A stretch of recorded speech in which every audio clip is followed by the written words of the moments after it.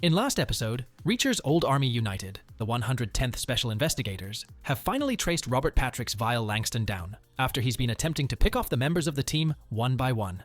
After a bit of reconnaissance when Reacher and Neagley spy a group of troublemaking youths playing some excellent music outside the facility and antagonizing the poor security officer who is just trying to do his job, the man-slab gets a bright idea. And here's where the episode continues. Does Reacher rescue Dixon and O'Donnell? We are straight out of the frying pan, which is probably cooking a meal with 8,000 calories that Reacher will inhale and turn instantly into muscle, and into the fire as Reacher hands himself over to Langston, after receiving proof that Dixon and O'Donnell are alive and well.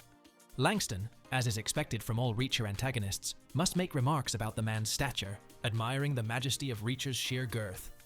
Langston turns his back for a moment, and Reacher somehow manages to eliminate Langston's entire team using just his vibranium skull, before Langston finally invites him to take a seat after shooting O'Donnell in the leg.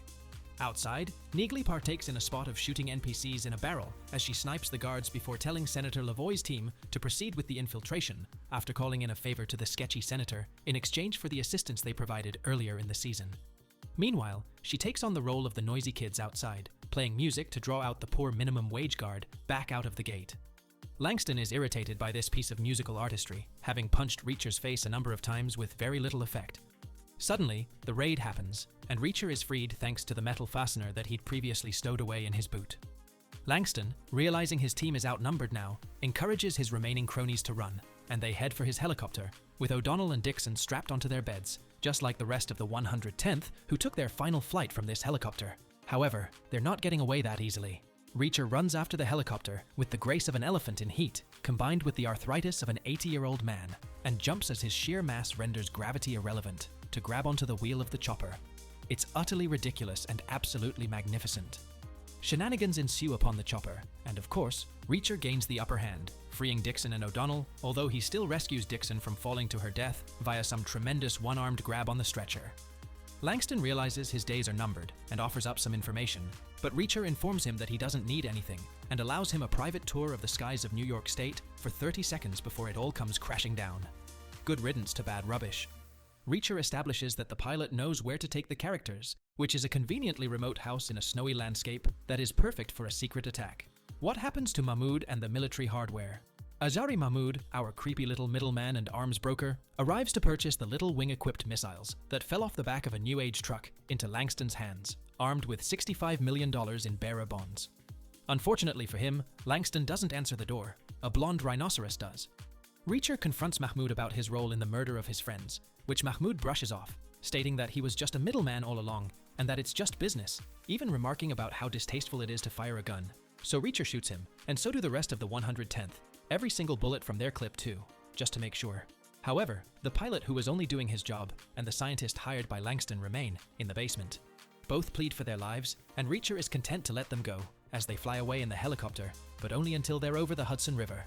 Because there are some lovely new homing missiles just sitting there, and somehow, two utterly invisible characters are given the most horrendous death possible as Neagley blows up the helicopter from a distance. This man is an absolute psychopath and must be stopped, is what nobody should be saying, because it's too much fun. Lavoie's team then turns on the 110th, who express surprise. It took them this long, but it turns out Reacher has already predicted betrayal as a possibility, and Homeland Security rolls in to arrest the backstabbing scoundrels. Reacher grabs one of their phones to taunt Lavoie, because his descent into sheer villainy for our enjoyment is almost complete. But just as they leave, Reacher gets asked where the money from the deal has gone. What money? Reacher simply replies, "What happens to the $65 million?" We transition into a slow-motion walk into a diner, with our team, battered, bruised, and bloody, all sitting down and asking for black coffee, apart from Neagley, who's fine, and wants some kids' cereal. Reacher then asks for 50 cents to use the jukebox, despite having $65 million under the table. Never change, big guy. We get a montage of everyone who came to the aid of the special investigators, including the families who lost people, and Detective Russo's brother and nephews, each getting a check made up from the $65 million. Neagley's dad gets live-in medical care too. That last one comes as a surprise to Neagley, only for Reacher to reveal he took care of it, so Neagley wouldn't need to worry about her dad anymore.